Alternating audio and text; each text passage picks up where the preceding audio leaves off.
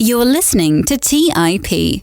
On today's show, we sit down with Kelly Coyne, who is deeply immersed in the Silicon Valley startup community, having grown multiple startups from conception to over 100 million in valuation. Kelly has broad technology experience, but specializes in guiding robotics, artificial intelligence, augmented reality, virtual reality, and computer vision companies from concept to launch.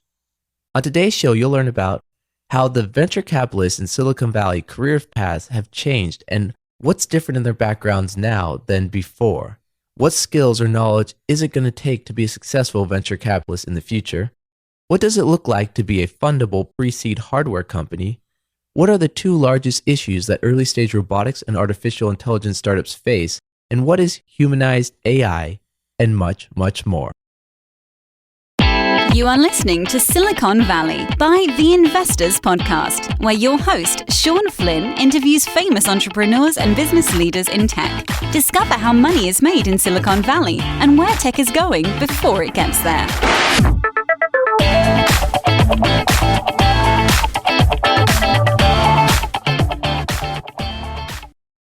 Kelly, thank you for taking the time today to be on Silicon Valley. It's my absolute pleasure. Now, Kelly, you have this amazing, interesting background. Can you tell us the career path that led you to become a venture capitalist? Well, that's a flattering description of my background. Actually, so I'm from Denver, and I started off in telecommunications. And I worked at a company called Level 3. When I left there, I was working as the product manager for virtual private networks. I left and went and got my MBA at Oxford. And while I was out there, I had the pleasure of meeting the founder of Polycom, Brian Hinman. And he was starting a new stealth mode Wi-Fi hardware company. And he asked me to move to Silicon Valley and be the first hire. So that was what I did. Came out here, worked with them, stayed with them through over 100 employees, $100 million valuation, and 8 products launched, 6 in market. And that really helped me understand what it took to build a hardware product from scratch, particularly one with very deeply complicated software componentry. And after that, I left and I moved into a little garage with 5 AI PhDs. And I like to point out that it's a garage because we had to actually hang lights and fans because it wasn't attached to the house. So we were building I like to call it a flying robot because that sounds better, but yes, it's a drone, as you might suspect. And that was actually called Lily, quite a famous and infamous story behind that. So I stayed with them through over 100 employees. And for them, I was running marketing, PR, sales, customer support. And the thing that I take most pride in, their beta testing program. There's nothing more complicated or terrifying than running a beta testing program for an autonomous flying robot for consumers. So after that, I kind of looked around Silicon Valley and I realized that there was a tremendous amount of talent in understanding the aspects of go-to-market for software, but really not that much in hardware. So I started a consulting firm that specialized in early stage deep tech go-to-market and helping companies understand what it took to get from an idea to launch. And it was during that time that I was actually mentoring a company out of Bolt and that my now partner happened to be invested in. And she spent about 6 months trying to get me to be CMO at one of her firms. And then eventually one day over lunch, she said, actually, you know what? Why don't we just start a firm together? And so that was the origin of Grit Venture.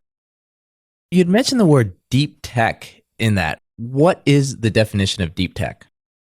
There isn't one. I guess a broad idea, but I think right now, it's really more around artificial intelligence and that being based in any product. But it can also mean, frontier tech, space. Everyone has a bit of a different definition.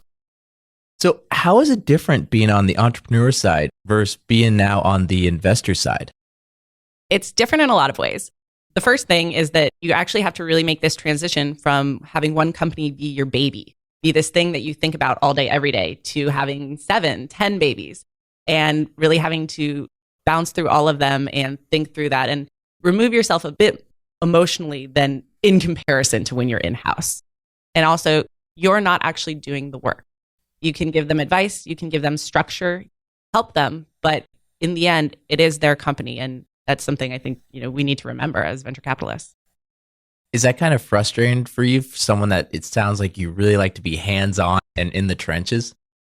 Not really, but that's because we've been very, very careful about picking our founders in our portfolio. They're people that we spend a lot of time with founders before we invest. And so all the people that we're working with are people that we have seen them take direction and run with it. For instance, one of our portfolio companies, I built their beta program. And then watching them execute that has actually been more of a delight than anything else. I'm actually glad I'm not the one executing it.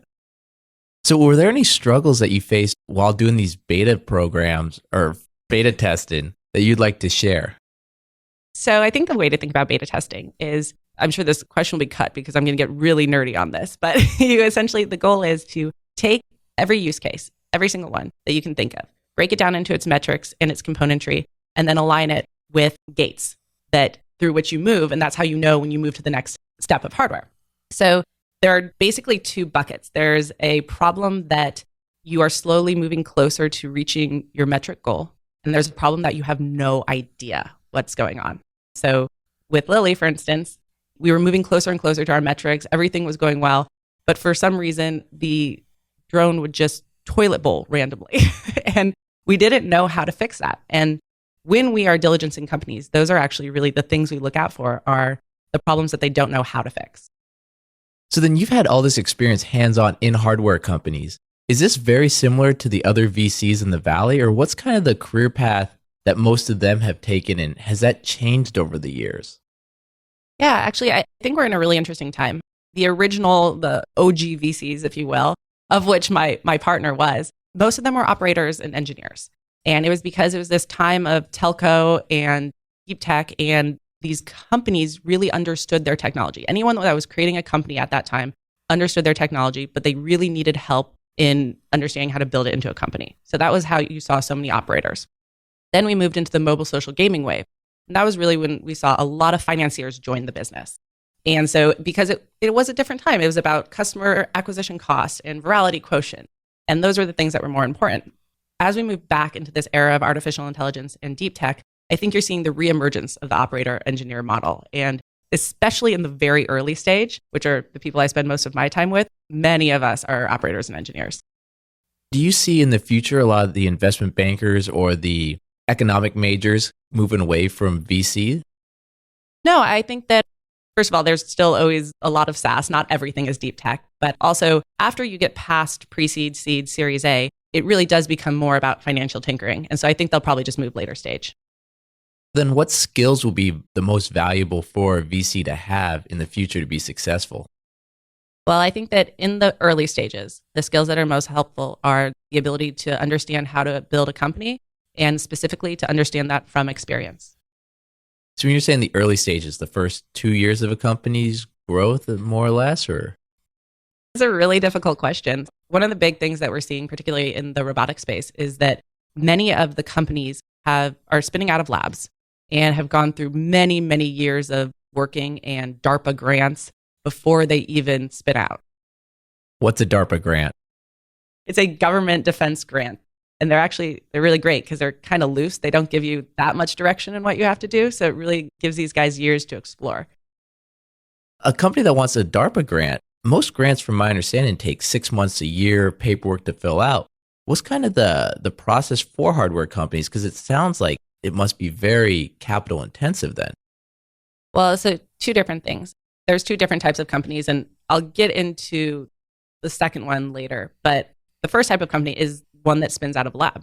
And because of that, they're used to writing grants, and they have the time, and it's actually their job to write this grant. So they're getting paid to do that. It's not just that they're burning venture capital money while they're doing it.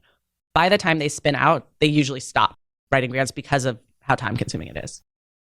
So then the people that are used to writing grants, do you notice that some of those players kind of get switched once they go to a spinoff or a company in the sense that maybe their mindset's not there to grow a company? Maybe they are more researchers in the lab and they need that sales entrepreneur crazy guy that, used to sell houses and used cars?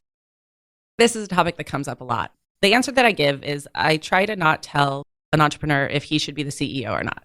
What I try and do instead is ask him what he wants to do all day. And so I say, do you want to work on product and innovation and think about what the next thing's going to be in terms of the technology for your company? Because if you do, that's a CTO. If you want to spend all day making sure you don't run out of money and talking to people like me, then that's a CEO. And so I'm not going to tell you what to do, but just decide how you want to spend your day. How does that dynamic structure then work when this group of engineers that have worked together in a lab for the last year or two now have to find an outside person to come in and kind of almost take advice or orders from the person? I think you just have to be very careful. And oftentimes, I think what works really nicely is to actually bring in an interim person. And so an interim high-level person that you're working with for 6 months, and then they get promoted to CEO. That could be one way, like a try before you buy, if you will. Tell me, what is the investment thesis or focus of your venture fund, Grit Ventures? Grit Ventures, we focus on industrial robotics. So very specifically B2B. We don't have anything wandering around your home and just solving these very large scale tasks that are needed. Kelly, question for you. Why is right now the time for robotics? It's an amazing time to be a robotics venture capitalist firm. There are 4 big changes that happened in the world that have made robotics this enormous opportunity at this exact moment. So the first one is the cost of componentry has gone down dramatically. People think about robots, they generally think about these huge machines that you see in an auto manufacturing plant that cost $250,000 to $1 million. And that's simply not the case anymore. We tend to see robots costing between $4,000 and $15,000. So that's a huge change, right? In terms of being able to start a company with much less capital. The other thing that's been really interesting is robotics as a service. It's an entirely new business model that most people are starting to adopt. And I think almost everyone in our portfolio has that model where rather than actually trying to sell a robot, which if you've ever sold hardware is a really painful thing because the next year you have to figure out what is the new interesting thing you're going to sell. Whereas as a service, you have monthly recurring revenue and multi-year contracts. It's a really beautiful thing. The other thing that changed, and this point can be debatable, but ROS 2.0, the robotic operating system, was an open source. And this is largely used by people that maybe didn't come out of a lab and have a long time to work on their code and build proprietary code base. It's open source that allows them to basically cut off 2 years of development time because they have a platform on which to build. And then the last thing, and I think this is probably the most interesting thing for people not deeply entrenched in this space, is that we are seeing massive labor shortages across the world. And these are labor shortages in older and traditional industries. And this is causing a radical change in how quickly people can go to market in the sense that startups used to have their very first client be a mom and pop and then build their way up to the big guys. But when you're dealing with labor shortages, it's the big guys that are feeling the pain the most. So these small little 5-person teams living in garages are actually having the biggest names in their industry be their very first client. Now, why is there that labor shortage right now? Because in my mind, everyone is so scared that robots are going to take their jobs, whereas you're telling me right now there's no one in these jobs for the robots to replace. We focus on jobs that we call the 3Ds: dirty, dull, and dangerous. And so they're jobs that human beings don't want to do and arguably shouldn't be doing. And we tend to not look at companies trying to do replacement because there is so much labor shortage across the board in construction, agriculture, that it doesn't make sense to not go after that low-hanging fruit. Grit Ventures itself, what stage companies do you look at? Are they mostly early stage? Grit Ventures is a pre-seed company. That means the very first money that you take in after your angels, incubators, accelerators. And then the very first time you take in institutional funding, that's a pre-seed round. And so for us, that actually means something very different than what people might think. Pre-seed used to be a PowerPoint, just an idea with maybe one guy and he doesn't even have a team. In order to even enter our funnel of consideration for investment, you have to have a working prototype and a pilot that is at least in the works. Any of these companies that are in your funnel that you've looked at, have you had any stories or instances where maybe their products completely backfired on demonstration, or do you yourself have any personal stories of just something failing when it shouldn't have failed? The thing that I would say is, so because I've run beta testing, it is my job to try and break the robot upon demo, to figure out how to make it wander off the happy path. Because when you're doing a demo for investors or customers, you're always trying to make sure that they don't ask you to do anything that you haven't planned for. Because oftentimes, it is a prototype. It doesn't really know how to do that. And so I remember one time when I was in-house with my flying robot, I was sitting in a chair and we were testing out in a field. And I was, I think, like 8 months pregnant.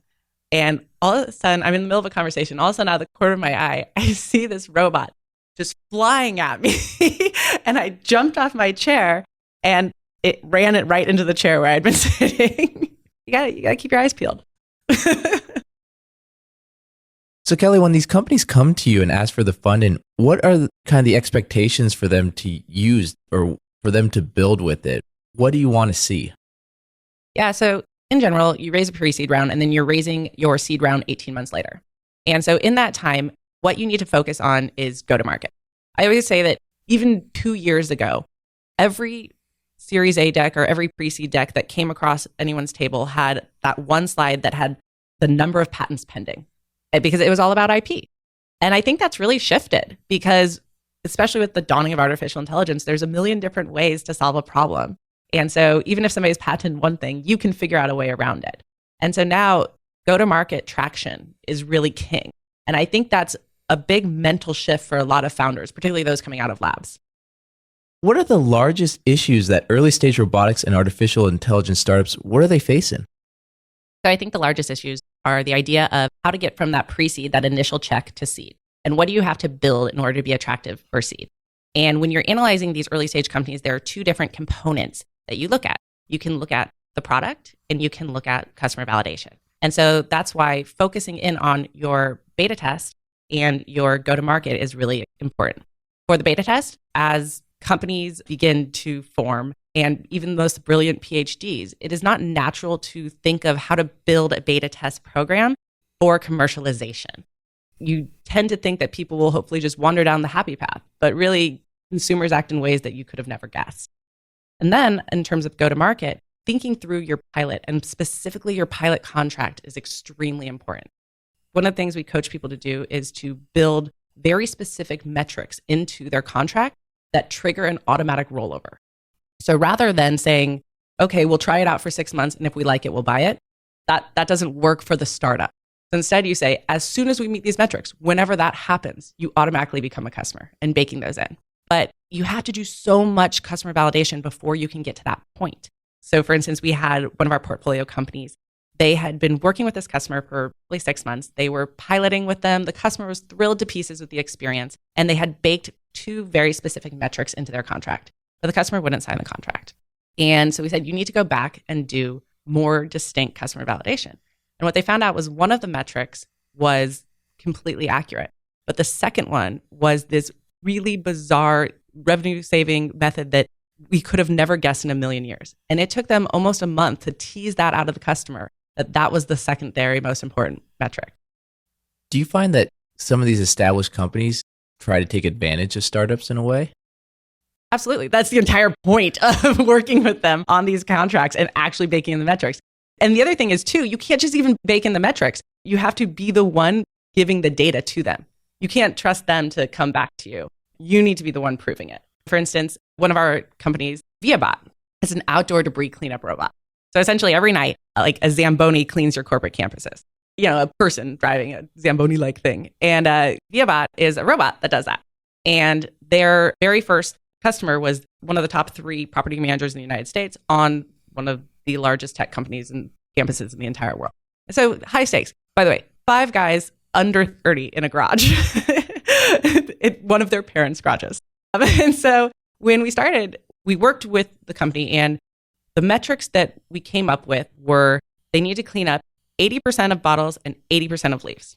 And so the way we decided to feed that back to them was we set up cameras along the parking lot and did before and after shots, and then overlaid them to be able to prove that they had cleaned up 80%. Then our secondary metric was there had to be no more than 1 garbage bag full of leaves, right? And so it's these really specific things that they can tell the customer, we met this, now start paying us. But interestingly, I think this is a great example of the stage that pre-seed companies are at now. So all of this that I'm saying and all that work we did was even before I invested. And then when I actually pulled the trigger and invested, they had revenue within 1 month.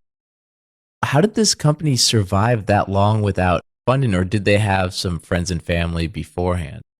They had gone through Hacks, the hardware accelerator, beforehand. And that had been really fantastically interesting because Hacks had sent them to Shenzhen to build their product. And so they'd gone over there to build their product. When they went there, they were originally going to be a yard cleanup for leaves for homes. So they were a consumer product when they went into this accelerator. And when they left, they were a commercial product. But because it's fascinating to me, because they had been trying to be a consumer company, they were trying to go as low cost as possible. And they ended up creating this absolutely beautiful robot built from industrial car parts. So it's really tough that their original prototype bomb bill of materials was $4,000. So you'd mentioned they went to an accelerator program. Is there a lot of those resources for hardware companies? Absolutely. So this is the trend that we're seeing. So the 4 options before you take in your first institutional fund are grants and labs, angels, and friends and family, and then incubators and accelerators. And that's how people survive until they get to institutional. And you'd mentioned Shenzhen as well, Shenzhen, China. Is there a lot of activity going on there for these hardware companies? Yeah, absolutely. I mean, it's a place where you can build things much cheaper and the componentry is cheaper. Yeah. You'd mentioned humanized AI. Can you give us more of a description of that and what is it? So humanized AI is the idea that we are moving from robots in cages inside auto plants to things that are going to have to deal with us in our everyday life, right? And they actually have to interact with humans. When you do that, you need to think about what does human interaction look like? And this starts bringing in so many different disciplines. And we're seeing these much more diverse teams, not just in terms of male and female or ethnicity, but in terms of what they studied, philosophy, psychology, all of these sorts of people are starting to get involved in the creation of robots. And I think there's a really interesting way to think about this. One of the Savioke, it was a hotel delivery robot. And one of the stories that they told me at one point was that the thing they were most proud of solving was elevator etiquette. And I love this. I love this because I really think it wraps people's heads around the battles that we face in robotics. And so when you think about getting on an elevator, the doors open and you have to assess the scene and then figure out how to get on without running over a toddler. Then you have to navigate your way to the button pad, press your button, navigate back without running over anyone so that other people can get on. And then when it's your turn to get off, you have to get off and maybe there's people in front of you. And the work they had done there was the thing they were most proud of.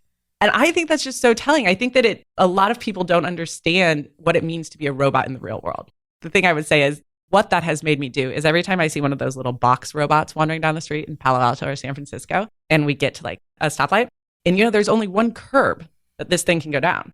Like it can only go down the slanted piece. So I just stand there and see what it does. I'm sure their handlers just love me. So you're a hardware VC trolling. I just want to see what its etiquette protocol is. Before you'd mentioned that the companies you're invested in are not replacing humans because the jobs that they're doing are already vacant right now, or they're dirty jobs that are dangerous. Where are people going to see robots taking the place of their jobs right now? Where are we going to see the trends in the future, or the first ones that we're really going to see? Yeah, so I think that the first wave that we saw was in like warehousing automation, right? We've seen those for the last several years, and that's a place we've seen a few exits as well. The next wave we believe to be more vertical centric: construction, agriculture, logistics, industrial, transportation, of course, and then energy and health. It's interesting that you'd mentioned agriculture. I just listened to an interview with Jim Rogers, famous investor, and he talked about the aging population of all these farmers being 68 years old, all retiring, their farms just being pretty much vacated. I mean, what are the robots that are going to come in and do? We're seeing everything from harvesting. There's a lot of strawberry harvesters out there, apple pickers, things like that. That's a lot of what we're seeing on farms right now. In construction, what we're seeing is they're more centric on specific trades. So a lot of these trades that framing, drywalling, those sorts of things that are very specific and require a lot of training to do, it's just as you were saying, that population is retiring and getting out of the workforce, and it's not being replaced. And so a lot of our companies are actually working really closely with the unions and with job training centers to train up people to be the person that minds the robots on these construction sites. Tell me about some of your portfolio companies. What problems they're solving? What's exciting you about them? I already talked about ViaBot, which I'm on the board there, so I had a lot of information there. But so I have 2 others that I think are worth discussing. So Diligent Robotics is in our portfolio, and they are a hospital delivery robot. They actually made the Time magazine top inventions of 2019 this morning, so we were very excited about that. But what they do is they deliver supplies to rooms. Now, you've seen these boxes that you can load up and then they roll down the hall. That's always been a thing. But this is an actual robot that goes, scans the room, sees what's missing, wanders down to the supply closet, pulls open drawers with his little hands, pulls things out, and then brings them back to the room. So it's a much more advanced thing. But here's what is the most interesting piece about it.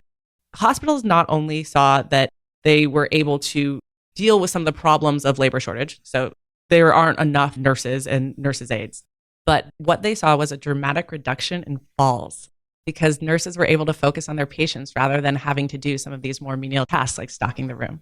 And it's those sorts of things that really get us excited about this industry. So there's another company, and it is not in my portfolio yet, an incredibly exciting company. One of the things that is exciting about it's run by a woman, one of the very few women running a robotics firm. It's called Dishcraft, and it's dishwashing as a service. It's very cool. And they use a hub model, and it's just like uniforms. You have your dirty uniforms in a bin, someone picks them up and replaces them with clean ones. And that's exactly what they're doing with dishes. The woman running it is this fantastic woman named Linda. She is one of the very few repeat entrepreneurs already seen an exit in robotics, and she's just a rock star. Tell me more because I can't visualize it. So This is so funny. No one can. And so I am constantly bringing people by Linda's office to show them the machine. But essentially what happens is you have a large bin that you put your plates on, and the plates slowly go down each time so that there's not just a big stack. They go down into their little bin. And then you close the bin, done, and someone comes and rolls it out and rolls in new plates for you.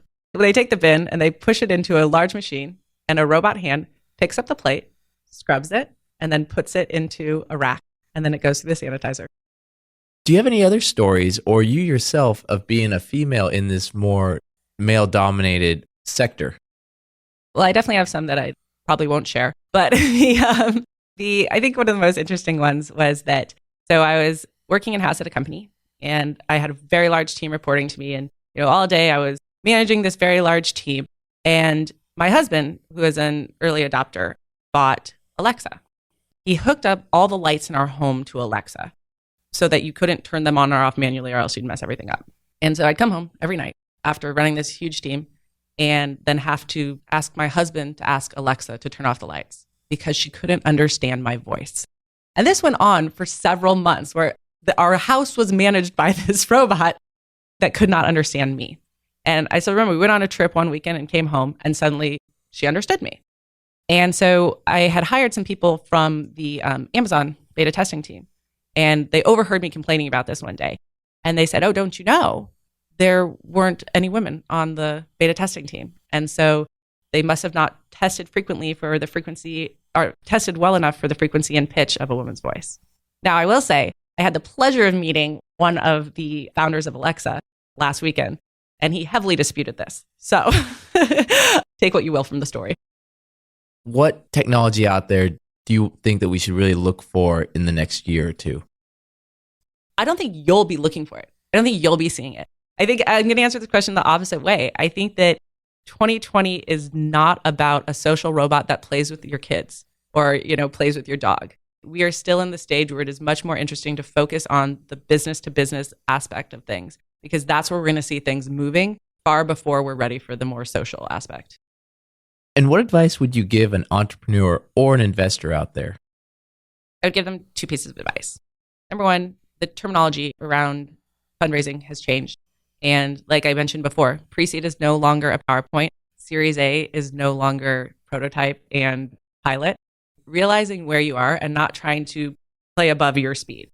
There is no benefit to raising a Series A when you're really a pre-seed or seed company. There really isn't. You will just get a worse valuation if you get funded at all. And then the other piece of advice I'd give that I mentioned before is that go-to-market is an incredibly important piece right now. You are not going to get funded on a patent alone. And then, Kelly, is there anything else you'd like to mention before wrapping up? Yeah, so I came across a really interesting realization the other day. So when you start pitching a venture fund, you think very carefully about your messaging and you don't want to put off anyone. And so I started raising right after the Me Too movement. And so we thought, oh man, let's lean into this. And so the first people that we were test pitching on were some of the VC names in the Valley. And every single one of these male VCs told us to take that piece of our pitch out, the piece about, leaning into women and who we are. And they said nobody wants their hand slapped anymore. So we removed that. But it wasn't until I was in a room with one of our investors, and she had told me that she wanted to invest primarily in women GPs. But because of that, her portfolio was heavily skewed to consumer and health. And she didn't really have anything at all in deep tech. And that really got me thinking because, and this comes back to kind of the humanized AI topic we were talking about before. Right now, at this exact moment, we are teaching machines what it means to be a human being. That's what we're doing. We're teaching them what that means. And we only have this largely male faces around the table. And this is probably the most important place that we can be inserting women GPs and women entrepreneurs is into this world of teaching machines. We don't necessarily need any more women consumer VCs. We've got that covered. And so I think this is a really important time to be keeping your eyes peeled for diversity and making sure that we're truly teaching these machines correctly.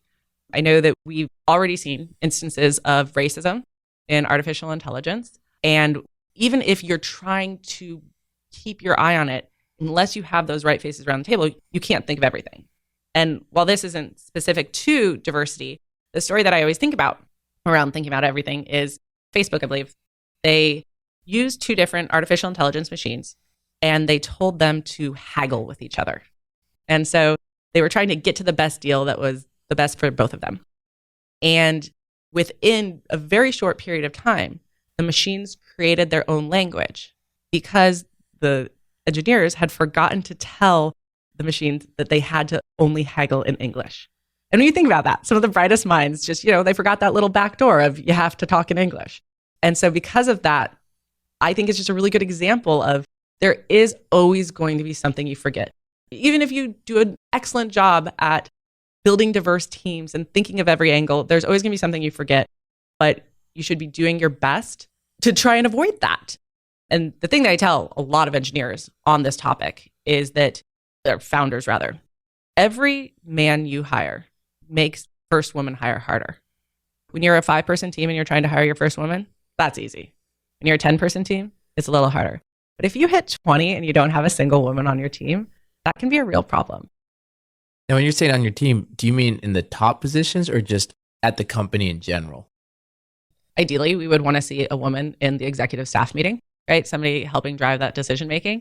I know that I've rarely seen more than one woman in the executive staff meetings, but even just having one on premise that is hopefully an engineer or someone in tech. I work at the University of Colorado Boulder. I'm on the advisory board for computer science. And we spent a long time at our last board meeting talking about women engineers and why so many were dropping out. So the people that they have a really great ratio entering, but then many women drop out. And we were trying to decide why that was. So we brought in one of the female engineers that had dropped out. And she said that anytime you were in the lab past 5 p.m., it just devolved into bro culture. And this is great. So the guy sitting next to me said, he raised his hand and he said, "What is bro culture?" And I just burst out laughing. Like, you really don't know what she's talking about? The thing is, you're working a lot of late nights and you're working together really intensely. The atmosphere is different when it's 49 men and 1 woman versus 40 men and 10 women. The atmosphere completely changes. The jokes change and just the way you deal with each other changes. And so I think it's important to realize that even if everyone's trying to be on their absolute best behavior, women can feel a little uncomfortable in environments where they're such a deep minority. This is probably more unique to deep tech, but I think it's an important note. Kelly, this has been an amazing interview and has brought up a lot of topics that I know people at home are going to be thinking about. If they want to find out more information about Grit Ventures or what you're working on, what's the best way to go about doing it? We try and make ourselves incredibly easy to find. You can contact us on LinkedIn. And then on our website, we have our emails on there, gritventures.com. Great. And I also want to thank Hardware Massive, Greg, and Matt, who held the event that I saw Kelly at. She was the keynote speaker that led to this interview. And I also want to thank Daniel, who videotaped the interview. So if you want to see pictures of it, join us on our social media, our Twitter, our LinkedIn, where you can find pictures from the interview. And once again, Kelly, I want to thank you for taking the time today to be on Silicon Valley. Thank you for having me. Thank you for listening to TIP. To access our show notes, courses, or forums, go to theinvestorspodcast.com. This show is for entertainment purposes only. Before making any decisions, consult a professional. This show is copyrighted by the Investors Podcast Network. Written permissions must be granted before syndication or rebroadcasting.